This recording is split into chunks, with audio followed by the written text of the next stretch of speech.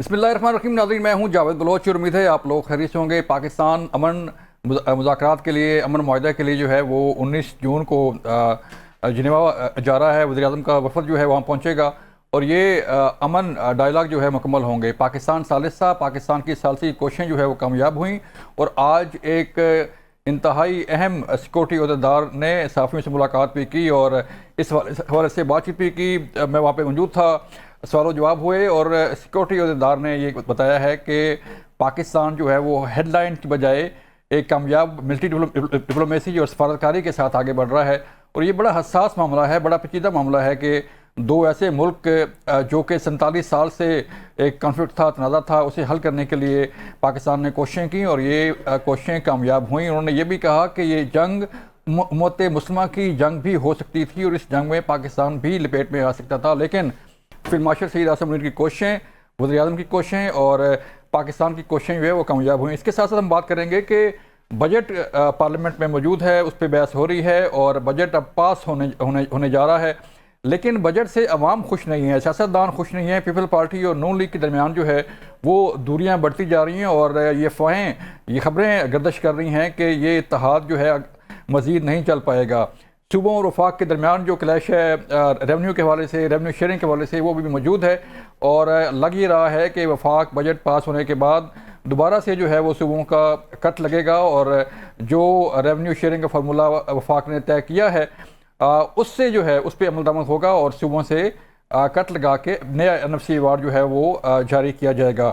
اس ساری صورتحال پہ سیاست کہاں پہ جا رہی ہے، پاکستان کا فیوچر کیا ہونے جا رہا ہے اور خطے کی صورتحال کس طرف جا رہی ہے، ہمیں جان کیا ہے سینئر سیاستدان سابق وفاقی وزیر فواد چودھری صاحب نے۔ فواد صاحب بہت شکریہ وقت دینے کا۔ سر چودھری صاحب بتائیے گا، شروع کرتے ہیں ہم امن ڈائلاگ سے۔ آپ کی بڑی گہری نظر ہے دنیا کی جو ڈپلومیسی ہے، دنیا میں جو تنازعات ہیں، آپ اسے پڑھتے ہیں، دیکھتے ہیں، مانیٹر کرتے ہیں۔ سر کتنا بڑی اچیومنٹ ہے پاکستان کی، کس طرح دیکھ رہے ہیں کہ فائنلی 19 تاریخ کو ایران اور امریکہ کے درمیان جو ہے وہ معاہدہ ہونے جا رہا ہے؟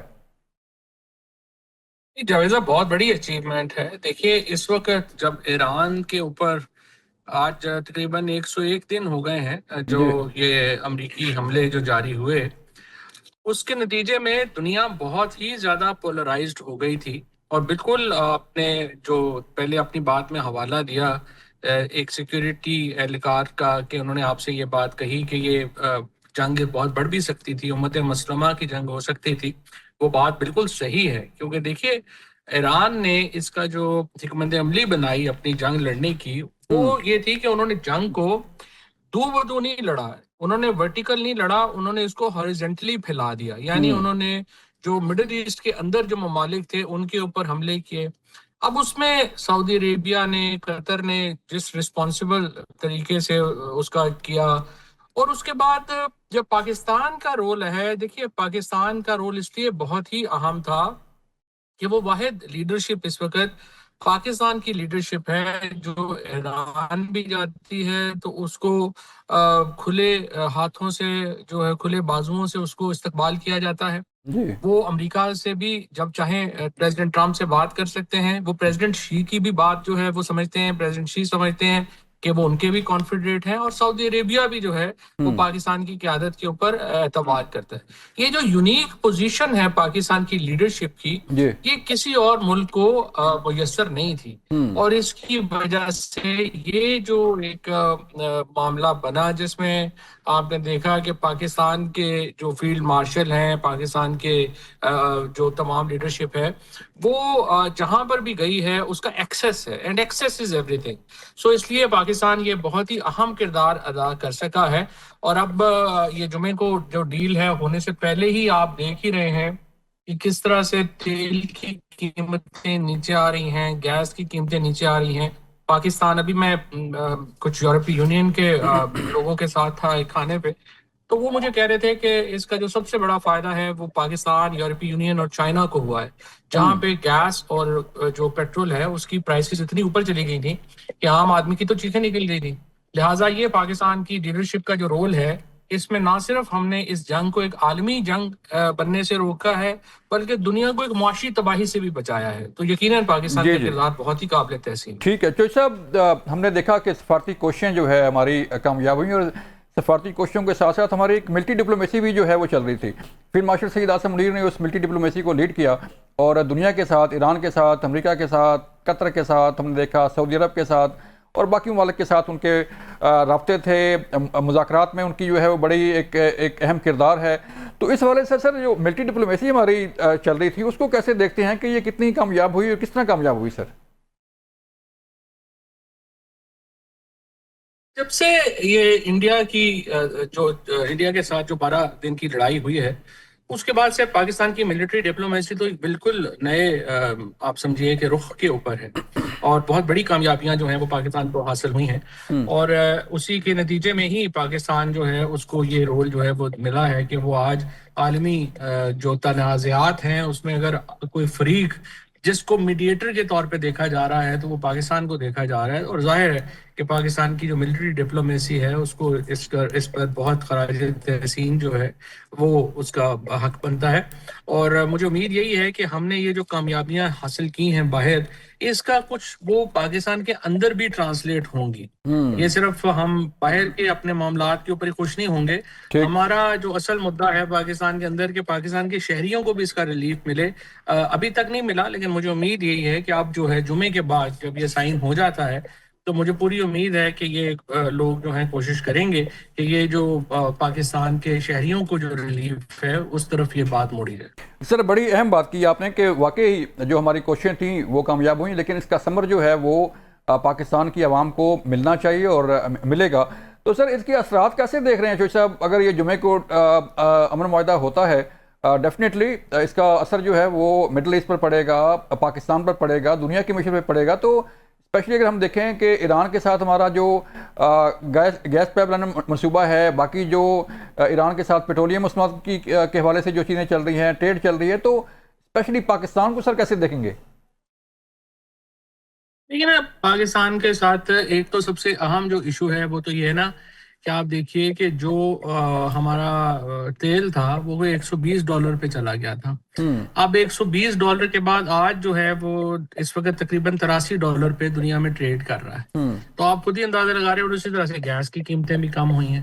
تو یہ جو تنازع ہے اس کی پاکستان کے لیے تو بہت ہی اہمیت اس لیے تھی کہ اگر یہ $120 کے اوپر ہی ٹریڈ کرتا رہتا تو دیکھیں ہم تو یہ برداشت سے نہیں کر سکتے، ہمارے فورن ریزروز ہی نہیں تھے کہ ہم اس کو جو ہے وہ سیٹل کر سکتے، لیکن ہم نے اس کو جو ہے بہرحال اس کو بڑے بہادری، بڑی عقل مندی سے اس سارے معاملے کو جو ہے وہ ہم نے ریزالو کیا ہے۔ جی اور اب اصل میں ہماری خواہش تو یہی ہوگی، پاکستان کی خواہش تو یہی ہوگی کہ کسی طریقے سے جو ہمارا جو گیس اور آئل پرائسز ہیں وہ جو ہیں وہ نارملائز ہوں، اور اس کے نتیجے میں پاکستان میں کچھ گروتھ بڑھے۔ چوہدری صاحب اسپائلرز کی بات کرتے ہیں کہ ظاہری بات ہے اسرائیل نے انکار کیا ہے اس معاہدہ سے، اور اس نے کہا ہے کہ یہ وہ معاہدہ نہیں مانے گا اور نہ مانتا ہے۔ اسرائیل آپ کے سامنے ہے، انڈیا آپ کے سامنے ہے۔ انڈیا کی جو کوششیں ہیں، آج بڑی اچھی ایک ٹرم یوز کی جو سیکورٹی عہدیدار تھے، انہوں نے کہا کہ India is great without greatness. تو انڈیا شائننگ بھی ہے لیکن وہ کوئی شائن نہیں ہے، گریٹنس نہیں ہے، دعوے بڑے کرتا ہے، لیکن جب مارکا حق ہوتا ہے تو سارا پول کھل جاتا ہے۔ تو سر اسپائلرز کے بارے میں تھوڑا سا بتائیے گا کہ وہ کس حد تک اس سے سارے جو کوششیں ہیں اس کو سبتاز کرنے کے لیے جو کام کر رہے ہیں؟ لیکن جی اسرائیل تو ظاہر ہے کہ وہ کرے گا ہی، اسرائیل کی تو اس کے علاوہ کوئی دکان چلنے کا ہے نہیں نا، اسرائیل نے تو کرنا ہی کرنا ہے۔ لیکن امریکہ کے بغیر اسرائیل کی کوئی حیثیت نہیں ہے۔ گو میں دیکھ رہا تھا کہ اسرائیل کے ایک بڑے اہم وزیر جو ہیں ان کا ٹویٹ تھا کہ جی وہ ہم اس معاہدے کو نہیں مانتے، اور اسرائیل انڈیپینڈنٹ ملک ہے اور ہم اپنی پالیسی پرسو کریں گے، اور ہم اس پالیسی کے تحت ایران جو ہے اس کے اوپر حملے جاری رکھیں گے۔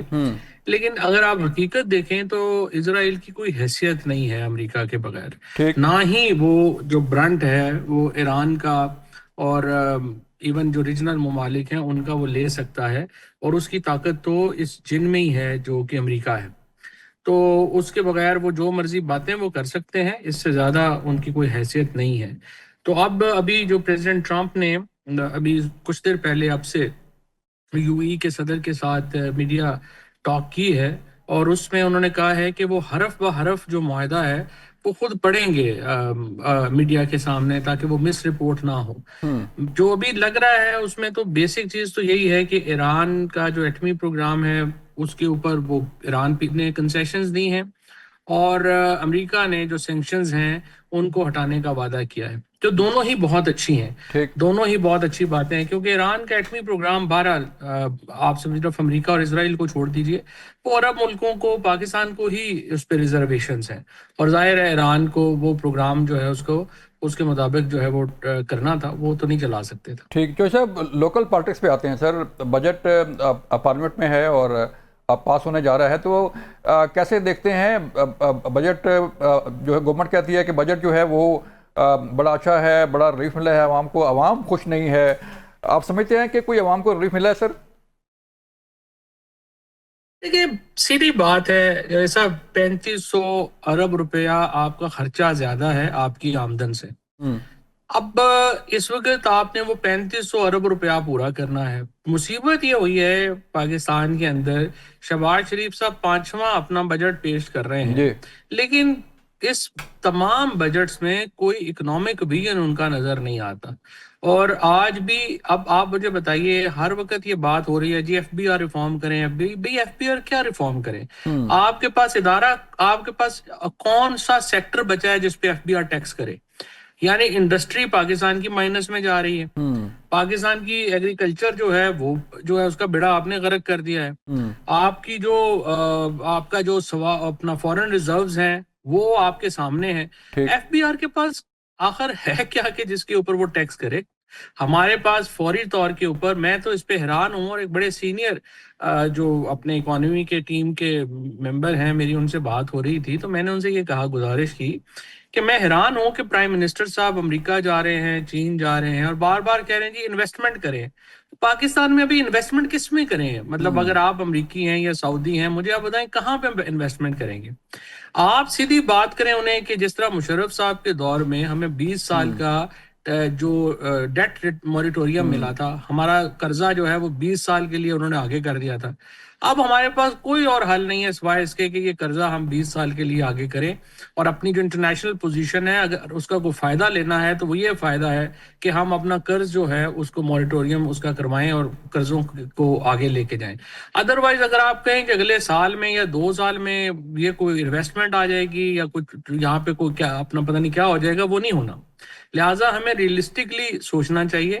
نہ پاکستان میں اس وقت انڈسٹری کا ماحول ہے، نہ پاکستان میں اس وقت جو ہے کوئی انویسٹمنٹ کی سیکیورٹی سچویشن آپ کو اجازت دیتی ہے۔ ٹھیک، جہاں پہ کوئی مائنز اینڈ منرلز میں جہاں پہ کچھ آپ نے کچھ کر سکتے ہیں، کے پی میں، بلوچستان میں، وہ حالت آپ کے سامنے ہے۔ تو اس لیے پاکستان کو فی الحال اپنے اندرونی معاملات کو سیٹل ڈاؤن کرنے کے لیے کچھ عرصہ درکار ہے، اور اس عرصے کے لیے آپ کو قرضوں کو آگے لے جانا ہوگا۔ تو چوہدری صاحب کیا پلان کیا ہے؟ آپ کیا ایڈوائز کریں گے، سجیشن کیا ہے اپنا گورنمنٹ کو کہ جو ہے وہ کیسے عوام کو ریلیف دیا جائے اور کیسے مسائل حل کیے جائیں؟ ایک تو سیدھی سیدھی بات ہے، اس طرح کے احمقانہ فیصلے کہ آپ بازار 8 بجے بند کر دیں، ریسٹورنٹ جو ہے وہ 9 بجے بند کر دیں، دیکھیں یہ نہ آپ کریں۔ پاکستان کی معیشت کو تو 24 گھنٹے چلنے کی ضرورت ہے۔ آپ کا 18% جو روزگار ہے وہ پرائیویٹ ریٹیل سے وابستہ ہے اس وقت۔ آپ نے اس کا بند کر کے 100 ارب روپیہ کا ان کا بھی لاس کر دیا دکانداروں کا۔ پھر جو ایک انتہائی احمقانہ بات کی پنجاب گورنمنٹ نے کہ کسانوں کو کہا جی کہ ہم آپ سے گندم نہیں لیں گے پچھلے سال، اور اس کے بعد آپ بیچ بھی نہیں سکتے۔ بھائی آپ کیسے، اگر آپ میرے سے گندم نہیں لے رہے تو پھر میں چاہے مریخ پہ جا کے بیچوں، آپ کون ہوتے ہیں مجھے بتانے والے کہ میں نے یہاں بیچنی یہاں نہیں بیچنی؟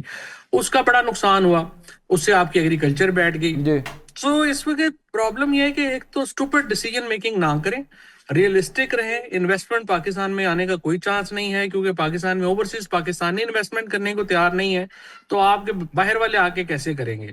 فی الحال تو قرضوں کو جو ہے وہ ریلیف لیں، عوام کو آگے ریلیف دیں، اور کچھ گروتھ آنے دیں۔ تو سر جب تک اپوزیشن، آپ چوہدری کی صاحب انرجی کے اپوزیشن بھی تو ہے نا سر، اپوزیشن کا کیا کردار ہے؟ اپوزیشن بیٹھی ہے، تحریک انصاف بیٹھی ہے، چودھری صاحب جو ہے لیڈر ہیں اپوزیشن کے، وہ کیا کر رہی ہے؟ اپوزیشن تو بیچاری سائڈ پہ بیٹھی دہی کھا رہی ہے، ان کا کیا رول ہے؟ ان کا کوئی رول نہیں ہے۔ اور ایک تو ظاہر ہے پاکستان میں پالیٹکس تو اتنی ہو بھی نہیں رہی ہے، آپ کی کنپٹی سے گولی لگی ہو تو آپ نے پالیٹکس کیا کرنی ہے؟ وہ تو جب پاکستان میں کوئی سیاست بحال ہوگی تو یہ باتیں ہوں گی نا۔ فی الحال اس کا کوئی روم نہیں ہے، لیکن میرے خیال کے اندر اگر آپ نے ایک اتھارٹیرین نظام لگایا ہے جی تو پھر آپ مہربانی کریں کوئی ریفارم بھی کر کے جائیں، کوئی پاکستان میں نئے صوبے بنا جائیں، کوئی لوکل گورنمنٹ جو ہے اس کو تگڑا کر کے جائیں، NFC ایوارڈ کو ٹھیک کر کے جائیں۔ اگر یہ سب کچھ بھی آپ نے نہیں کرنا اور صرف آگے اپنا 2 سال دیکھیے، سدا بادشاہی تو اللہ کی ہے، ایسے ہی ہے، آپ نو ڈاؤٹ۔ 2 سال اور رہ جائیں گے، 2.5 سال اور رہ جائیں گے، اس سے زیادہ تو نہیں ہے حکومتیں ہوا کرتی۔ لیکن سر آپ جو کہہ رہے ہیں کہ صوبے بننے چاہیے، سندھ جو ہے وہ تو بالکل تیار نہیں ہے کہ کوئی نیا صوبہ بنے، یا ایون جو بلدیاتی نظام ہے اس پہ بھی بات کرنے کو تیار نہیں ہے سر۔ لیکن جی وہ تو سندھ میں اور پنجاب میں تو ایک ایگریمنٹ ہے نا، پنجاب کا نون لیگ اور پیپلز پارٹی کا، یعنی ادھر ہم اور ادھر تم۔ ٹھیک۔ وہ کہتے ہیں کہ جی ہم پیپلز پارٹی کہتی ہے کہ نون لیگ سندھ میں سیاست نہ کرے اور ہم پنجاب میں سیاست نہیں کریں گے، اللہ اللہ خیر صلی اللہ، وہاں کا پیسہ ہمارا، یہاں کا پیسہ تمہارا۔ اس طرح تو دیکھیں ملک نہیں چل سکتا۔ بہرحال آپ کو اگر ڈیولوشن کرنی ہے، وہ ڈیولوشن نیچے لے کے جانے پڑیں گے، پیسے نیچے لا کے جانے پڑیں گے، اور اگر آپ نہیں لے کے جائیں گے تو اس کا آپ کو بہت نقصان ہوگا۔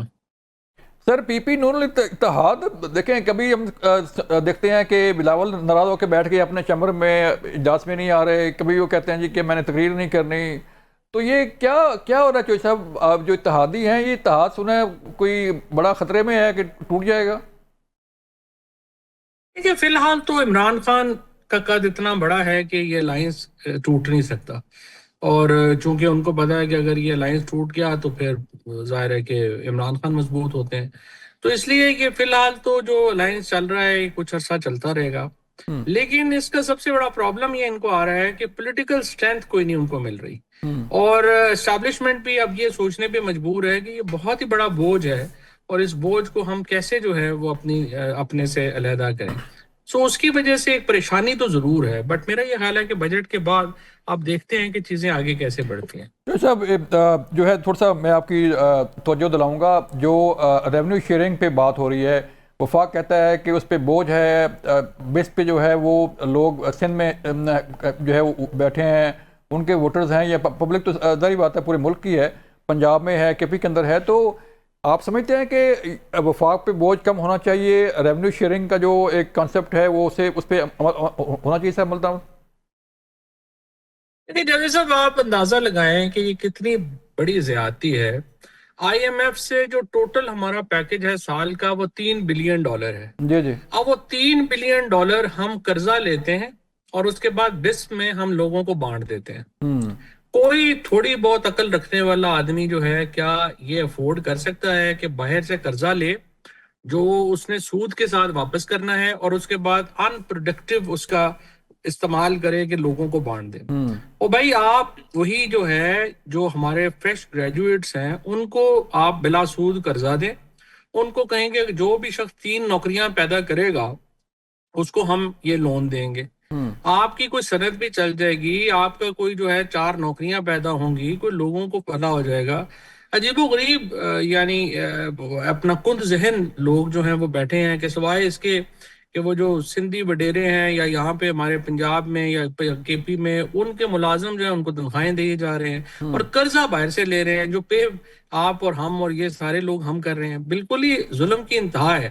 تو بالکل اس کو جو ہے وہ انفارچونیٹلی دیکھیے نا، پھر دوبارہ بلیک میل ہو گئی حکومت، اور جی بسپ جو ہے وہ اسی طرح سے کنٹینیو کیا۔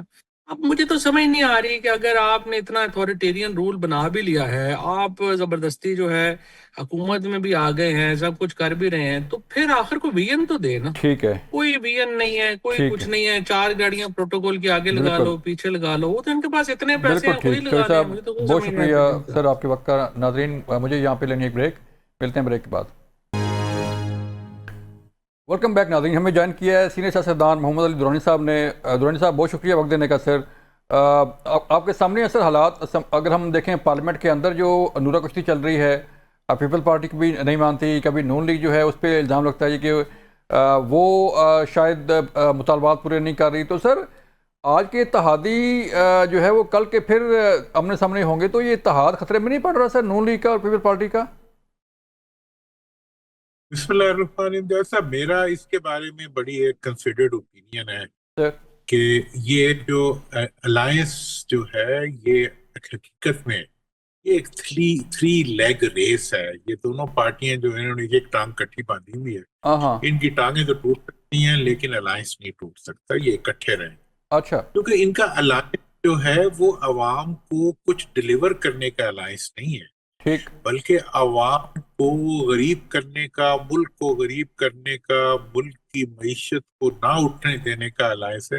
آپ دیکھ لیں اب یہ 5واں بجٹ ہے جو یہ حکومت پیش کر جی جی وزیر اعظم شہباز شریف اور جی اور اگر آپ اس کی ٹریجیکٹری دیکھیں تو اس کے اندر جتنے سوشل انڈیکیٹرز ہیں, جتنے اکنامک انڈیکیٹرز ہیں, ان ساروں کو آپ دیکھ لیں وہ ورٹیکلی ڈاؤن جا رہے ہیں. ہاں مطلب یہ ہے کہ 5واں بجٹ پیش کیا جا رہا ہے اور اس بجٹ کے اندر جو ہے صوبوں سے پیسے لے کے اس بجٹ کو بنایا جا رہا ہے. اور ایسی صورتحال میں کہ جب پاکستان نے اتنی بڑی بین الاقوامی کامیابیاں حاصل کی ہیں, معرکہ حق کے اندر جو کامیابی اور جو عزت پاکستان نے کمائی ہے, جی جی ان سب چیز کی موجودگی کے اندر جو ہے جو بجٹ یہ حکومت پیش کر رہی ہے. بجٹ کیا ہے, حکومت کی ساری کارگزاری یہ ہے کہ آئی پی پیز کو انہوں نے بغیر چلائے پیمنٹس کی ہیں. انہوں نے سرکولر ڈیٹ جو اکٹھے کیے ہیں وہ جو ہے وہ عوام کے سر کے اوپر ان کی پیمنٹس کی ہیں. انہوں نے جو ہے ملک شوگر انڈسٹری کو جو ہے ان کی اپنی انڈسٹری ہے اس کو انہوں نے خود چلایا, خود ایکسپورٹ کیا اور خود عوام کے سروں پہ انہوں نے لوڈ ٹھیک کیا. مطلب یہ ہے کہ سوائے قرضوں کی انڈسٹری کے ملک میں انہوں نے کوئی انڈسٹری نہیں چلنے دی اور سوائے مطلب معیشت کی تباہی کے علاوہ انہوں نے کوئی نہیں کرنے دیا. اور اب آپ دیکھیں کہ اس وقت جو بجٹ بن رہا ہے اس کی ساری پیمنٹ جو ہے وہ موٹر سائیکل سواروں نے بیچاروں نے اپنے فیول کی اکاؤنٹ میں دی ہے. جی بڑی گاڑیوں والوں کو تو کچھ نہیں لگا.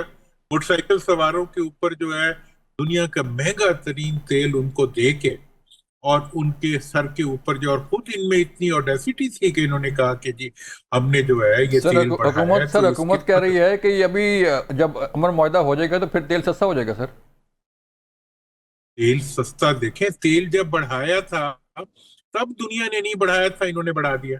لیوی بڑھائی, تیل کی قیمت نہیں لیوی بڑھائی. اور انڈیا نے, بنگلہ دیش نے, دیگر تمام ملکوں نے اگر کچھ قیمت بڑھائی بھی تو اس کا برڈن جو تھا انہوں نے آئل کمپنیز پہ اور ریفائنریز پہ ڈالا. جی جی انہوں نے موٹر سائیکلوں پہ ڈال دیا, ایف ایکس والے پہ ڈال دیا. اور ایف بی آر جو ہے وہ کچھ نہیں کرتا, ٹھیک ہے نا جی, وہ عوام سے فنڈ نہیں ریسیو کرتا. ایف بی آر کا بورڈ جو ہے وہ ہر موٹر سائیکل کے سوار کی بیک پہ لگا دے کہ وہ ایف بی آر کے لیے پیسے اپنی خون پسینے کی کمائی سے اکٹھے کر کے دے رہے ہیں تاکہ جو ہے وہ ایف بی آر کے ٹارگٹس پورے ہو سکیں. لیکن سر گورنمنٹ تو کہہ رہی ہے کہ بڑا اچھا بجٹ ہے, ہم نے ریلیف دیا عوام کو, حالات چینج ہوں گے, ملک میں سرمایہ کاری آئے گی اور ٹیکس جو ہے وہ لگائے نہیں, سپر ٹیکس ختم کر دیا ہے. 5 پچھلے بجٹ دیے ہیں انہوں نے, 5 کا ریزلٹ دیکھ لیں اور یہی باتیں انہوں نے ہر بجٹ میں کی ہیں. مطلب یہ کہہ رہے تھے کہ ملک جو ہے وہ دیوالیہ ہو رہا تھا اور آج یہ حال ہے کہ معیشت جو ہے اس کا پیرالائسس ہو چکا. مطلب کوئی ایکسپورٹس کو میں دکھائیں, مطلب دہشت گردی میں ہمارے جوان اپنی جانیں دے کے ملک کا دفاع کر رہے ہیں اور یہ لوگ جو ہے یہ غیر ملکوں کے اندر اپنے جائیدادیں اور اپنے بزنس چلا کے جو ہے یہ ملک کو دیوالیہ کر رہے ہیں. این ایف سی ایوارڈ دیکھ لیں آپ, صوبوں میں چلا جاتا ہے بوریاں بھر کے, عوام میں تو تقسیم ہی نہیں ہوتا اور بس وہ اس پہ اپنا حق سمجھتے ہیں. تو اب یہ جو ایک صورتحال بنی ہوئی ہے عوام کی معاشی بدحالی کی, جو انہوں نے ایک جسے کہتے ہیں کہ ایک ٹھیکہ اٹھایا ہوا ہے اس پہ, تو میں سمجھتا ہوں کہ عوام بیچارے کیا کریں. اب تو یہ اپوزیشن بھی کچھ نہیں کر رہی. اب تو یہ ضرورت اس چیز کی ہے کہ عوام اور جو ملک کے اندر شعور رکھنے والے سیاسی عناصر ہیں, سیاسی لوگ ہیں, وہ ملک کے ایک اپوزیشن ایسی بنائیں جو کہ اس حکومت سے نجات کے لیے نیشنل یونٹی. تو آپ سر سمجھتے ہیں کہ یہ اپوزیشن اتحاد بن سکتا ہے؟ سر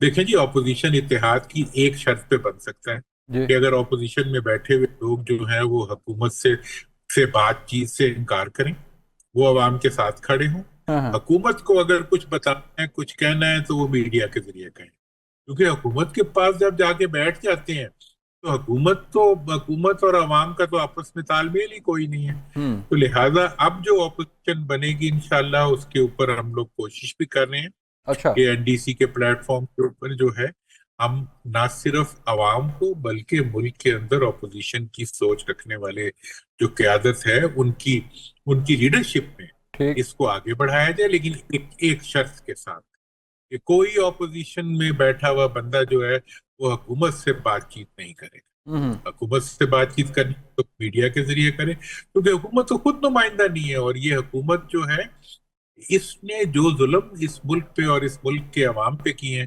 دیکھیں مارکہ حق ہم نے لڑا, ہم نے اس میں جانوں کے نذرانے دے کے پوری قوم نے قربانی دے کے دنیا بھر میں عزت کمائی, جی جی اور کیا اس کا رزلٹ ملا؟ ہماری حکومت نے ہمارے عوام کے خلاف مارکہ ظلم شروع کر دیا.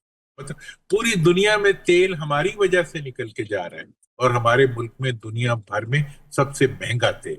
ہوں اب جو تیل قیمت فوری طور پہ 60 روپے جو کم کر چاہیے, بڑھاتے سینکڑوں میں ہیں, کم کرتے ہیں وہ پیسوں میں اور روپوں میں. ٹھیک ہے مطلب یہ تو نہیں, دیکھیں یہ اپوزیشن کا کام ہے کہ اس وقت عوام کو بچانے کے لیے, عوام کو زندہ رہنے کا حق دینے کے لیے آگے آئے. تو سر اس کا اور اگر مطلب وہ یہ سر نہیں آئے گی سر اس کا مطلب سر اس کا سر مطلب یہ ہوا کہ اپوزیشن جو ہے وہ پارلیمنٹ کے اندر میں اپوزیشن نام کی کوئی چیز نہیں ہے. نہیں, پارلیمنٹ میں تو کوئی اپوزیشن نام کی چیز نہیں. مطلب جب بات ہوتی ہے جی وہ ہم حکومت سے بات کریں گے, کس حکومت سے بات کرو گے؟ دیکھیں اب پاکستان کے اندر جمہوری عمل اس وقت شروع ہوگا جب یہ غیر جمہوری حکومت جائے گی, جو خود اپنے آپ کو ہائیبرڈ حکومت کہتی ہے.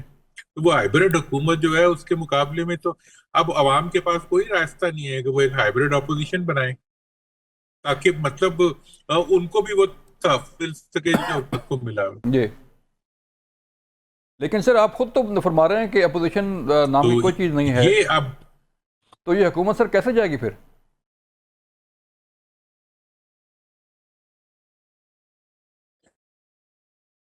اپوزیشن نام کی کوئی چیز نہیں ہے, ہوں لیکن دو جگہ پہ اپوزیشن موجود ہے.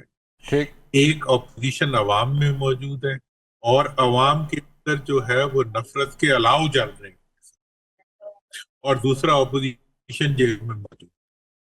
میرا یہ خیال ہے کہ جس دن یہ حکومت جائے گی اس دن عوام جو ہیں وہ شکر کا سانس لیں گے, اور وہ ملک کی تعمیر کے لیے نکل کھڑے ہوں گے, اور جو جیلوں میں پڑے ہیں وہ بھی باہر آ جائیں گے, کیونکہ یہ حکومت ہی ہے جو چاہتی ہے کہ پوری کی پوری جو اگر کوئی لیڈرشپ ہے پولیٹیکل تو وہ جیلوں میں رہے جو ان کے لیے سوال بنتی ہو, اور جو ان کے لیے سوال نہ بنتی ہو ان کو پارلیمنٹ میں لا کے بٹھا. تو سر آپ جو این ڈی سی کے پلیٹ فارم سے آپ نے فرمایا کہ ہم کوشش کر رہے ہیں کہ لوگوں کو ساتھ ملائیں, تو ایجنڈا کیا ہے سر؟ کون کون آپ کے ساتھ مل سکتا ہے, یا جو ہے وہ کس کس پارٹی سے رابطہ کیا جائے گا, کیا پلان کیا ہے سر؟ دیکھیں جی ہم تو سب پارٹیوں سے مل رہے ہیں. ہم نے مولانا فضل الرحمان صاحب سے بھی ملاقات کی, ہم نے جماعت اسلامی کی قیادت سے بھی ملاقات کی, ہم نے پیر صاحب پگاڑا سے بھی ملاقات کی.